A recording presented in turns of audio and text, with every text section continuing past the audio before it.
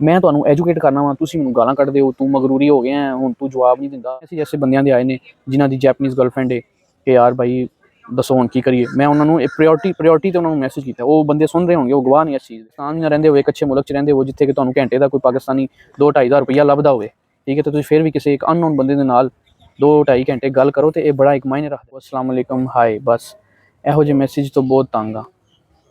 अज मैं तुहानू एक एडवाइस देना वा, जे तुसी कोई मालूमात किसी बंदे कोलों लैनी है, जो मैं तुहाडी जगह ते सां ते मैं लोकां नू किस तरह मैसेज करना सा, मैं उन्हां कोलों किवें गल पुछना सा कि यह एक टेक्नीक है बकायदा, अच्छे तरीके दे नाल एक अच्छा जिहा मैसेज लिखो तो मतलब बहुत वड्डा मजमून भी नहीं लिख देना, अच्छा जिहा मैसेज लिखो ताकि अगले बंदे का ध्यान जाए, अगले बंदे नू पता लगे यार जरूरतमंद है, इनू यह मालूमात चाहिए है, इनू उस मालूमात की ज़रूरत है, तो वो लिखो, ठीक है। तो फिर उस बंदे नू दोबारा मैसेज ना करो, जे उन्हें करना होया ना रिप्लाई, वो तुहाडे उस एक मैसेज ते ही अच्छा रिप्लाई कर देगा। अच्छा, मैं तुहानू अपनी गल दस दिना वा, मैं भी इंसान हाँ, मतलब इन्ने ज़्यादा डेली 15-20 मैसेज डेली मैनू आते हैं, लेकिन उसके बावजूद उन्होंने विचों फिर मैं उन्होंने बंदियां नू रिप्लाई करना जिन्होंने प्रॉपर कोई सवाल लिखा होंगे। अच्छा, पहले तुसी हैलो करो, हैलो का अगला जवाब देवे, फिर तुसी आखो जी क्या हाल है, फिर वह अगला जवाब देवे, फिर तुसी आखो थोड़ी सी इन्फॉर्मेशन चाहिए आपसे, फिर तुसी वह जवाब दो जी दसो। इन्ना टाइम किदे कोल है? तुसी पूरा मुद्दा इको ही मैसेज बयान कर दे कि यार मेरा यह मसला है, मैनू यह मालूमात चाहिए है जापान तो रिलेटिड, या किसी बंदे नू भी तुसी पुछना कोई भी चीज़, तो वह बंदा तुहानू एक्यूरेट वो शॉर्ट जो तुहानू रिप्लाई कर देगा, कम अज़ कम एक दफ़ा जरूर करेगा। अच्छा, अगर वो नहीं करता एक बंदा रिप्लाई, तुसी उही प्रैक्टिस रखनी है नव्या बंदियां नाल भी, यानी कि न्यू जोड़े लोग ने, दूसरी आईडीज़ ने, उन्होंने ते भी तुसी इंज ही रिप्लाई करना है। ईवन कि तुसी अगर कमेंट करते हो, अच्छा एक बंदा मैसेज रिप्लाई नहीं कर रहा, हूँ मैं मैसेजेस नहीं इन्ने ज़्यादा पढ़ सकता, कमेंट्स के विच है कि कमेंट्स मैं इसलिए जवाब देना वा क्योंकि एक सवाल कोई 150 बंदियां ने सेम सवाल पूछा होंगे, तो वो फिर जिहदा सवाल थोड़ा माकूल होंगे, मैं उस सवाल के उत्ते डिटेल जवाब दे देना कमेंट के विच ही। उसका यह फायदा होंदा है कि दूसरे लोगों को भी वो जवाब मिल जाता है, ठीक है, वो जो जवाब मैं देना वा दूसरे लोगों को जिन्हों का सेम सवाल है उन्होंने जवाब मिल जाता है। इस वजह तो मैं मैसेजेस तो ज़्यादा कमेंट्स से जवाब देना ज़्यादा मुनासिब समझना वा।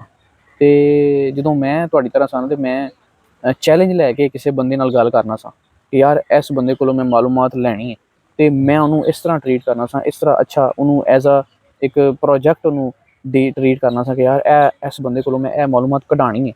कढ़ानी तो मुराद है नहीं कि वो पर्सनल मालूमात थोड़ी होंगी कि मैनू जिन्नी कुछ मालूमात चाहिए है, मैं अगले बंदे कोलों वो मालूमात लैनी है, कि यह टेक्नीक है, हर बंदे नू यह चीज़ आनी चाहिए है। मैं तुहानू एजुकेट करना वा, तुसीं मैनू गालां कड्डदे हो, तू मगरूरी हो गया है, हुण तू जवाब नहीं दिंदा, वो बह जा, तू इत्थों ही गया है, तू इत्थों ही इसे मिट्टी चों गया है। तो भाईजान इस तो वड्डा फखर की है कि मैं उत्थों आ गया इत्थों तक, ये सब तो वड्डा फखर है कि मैं वो इन्नी दूरों इत्थे आ गया वा, तो तुसीं भाईया इत्थों ही गए हैं।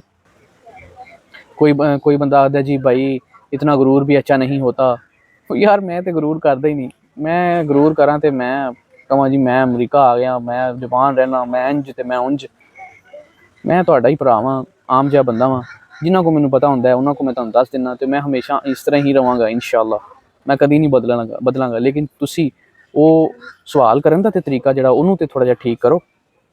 अगर तुसी किसी कोलों मालूमात लैनी है तो प्रॉपर तरीके नाल उन्होंने मैसेज करो, एक रिस्पैक्टिव तरीके दे नाल, कि अगले नू पता लगे कि यार इस बंदे नू मालूमात चाहिए है, इहदा बगैर गुजारा नहीं होना।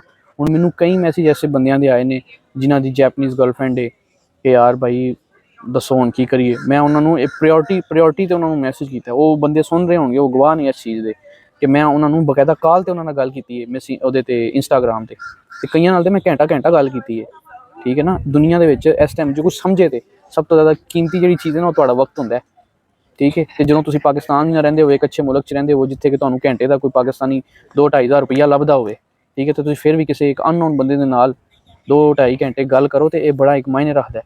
लेकिन समझने वाला ही समझदा, हर बंदे की समझ च गल नहीं आती। मैं सिर्फ तुहानू इन्ना एजुकेट करना चाहना वा कि प्लीज़ खुदा दा नां जे तुहानू जिहड़ी मालूमात चाहिए है ना, उहदा एक तरीके दे नाल सवाल करया करो ताकि अगला बंदा जवाब देने मुनासिब समझे। तो एक होर गल तुहानू समझने की जरूरत है कि हर बंदे नू हर गल का नहीं पता होंदा, ठीक है ना। तुसी क्यों भुल जाते हो? हुण मैं अगर एक जगह ते किसी कंट्री रहना तो उस कंट्री की हर गल का मैनू नहीं पता, मैं एक वीडियो पाई कि जापान US के पारावर इन्नी सैलरी है, तो वो हर बंदा शुरू हो गया कारपेंटर की कितनी सैलरी है, ग्राफिक डिजाइनर की कितनी सैलरी है, वो फलाने की कितनी सैलरी, टमकाने की। मैं भी फिर चवला मारता रहांगा, वो इन्नी सैलरी है, इन्नी सैलरी, उन्नी सैलरी है, बस। तो वो सुन के खुश हो जाओगे, जरबा देंदे रहोगे, अच्छा पाकिस्तानी किन्ने बनते हैं, इन्ने बनते हैं, उन्ने बनते हैं। ਬਸ ਹੋਰ ਕੋਈ ਫਾਇਦਾ ਨਹੀਂ ਹੈ ਇਸ ਗੱਲ ਦਾ ਨਾ। ਮਤਲਬ ਮੈਨੂੰ ਇੱਕ ਚੀਜ਼ ਦਾ ਜਿੰਨਾ ਪਤਾ ਹੈ ਮੈਂ ਉਹੀ ਦੱਸ ਸਕਦਾ ਵਾਂ, ਇਸ ਤੋਂ ਜ਼ਿਆਦਾ ਨਹੀਂ ਮੈਂ ਦੱਸਣਾ ਚਾਹੁੰਦਾ, ਨਹੀਂ ਮੈਂ, ਕਿਉਂਕਿ ਫਿਰ ਝੂਠ ਹੋ ਜਾਏਗਾ।